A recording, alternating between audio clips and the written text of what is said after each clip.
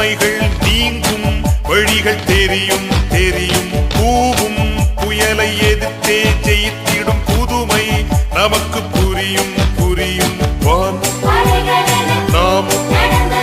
நான் எனக்கு எனும் சுயநலம் மறைந்திடும் புது யுகம் என்றாக நெஞ்சம் நிறைந்த புதுமையில் இன்று பொங்கும் இசைமழை வெள்ளம்.